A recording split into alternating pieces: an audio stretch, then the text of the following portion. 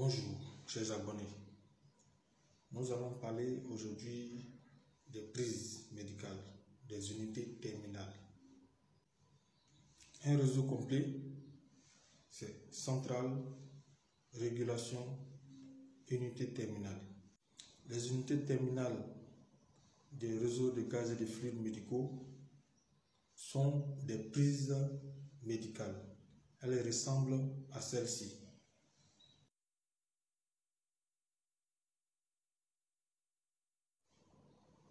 Elles sont disposées selon la norme, en quantité, en fonction du service et du lit ou du poste qui doit être alimenté.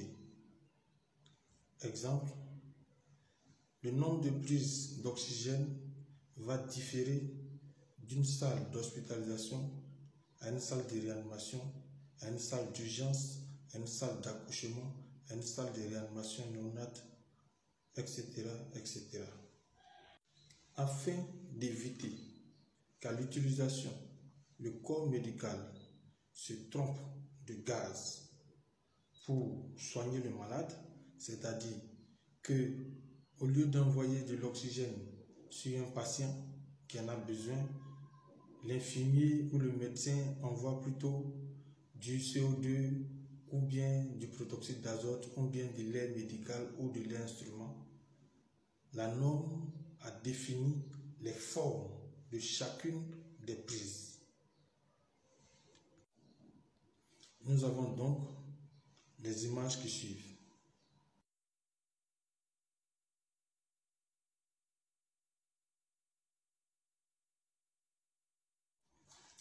En fonction du client ou de l'hôpital où nous allons installer l'équipement, ces prises peuvent être apparentes ou encastrées.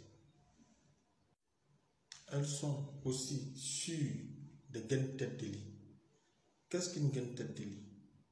Une gaine tête de lit est un bandeau technique qui regroupe tous les corps d'état, c'est-à-dire l'électricité, que ce soit le courant fort ou le courant faible, le réseau informatique, le réseau téléphonique et les prises médicales.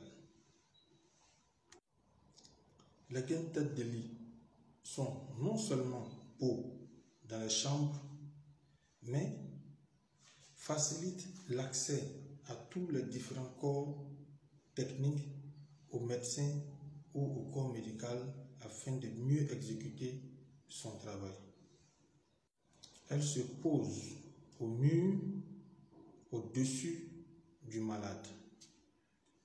Nous vous présentons certaines images de gaines tête de lit.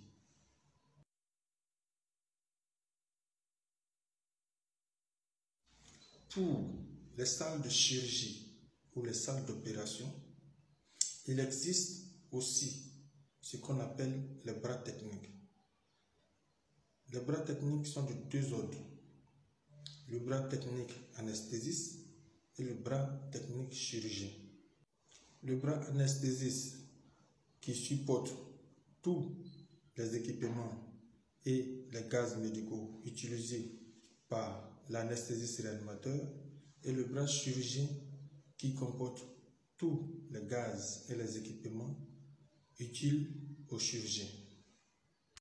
La différence entre ces bras se fait par les gaz qui alimentent chacun de ces bras.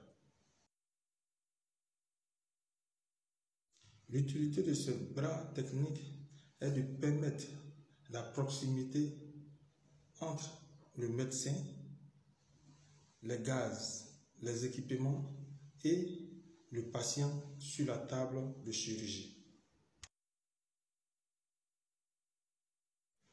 Voici alors un peu expliqué les unités terminales des réseaux de gaz et de fluides médicaux. Nous vous invitons à liker les pages et à les partager dans vos différents réseaux.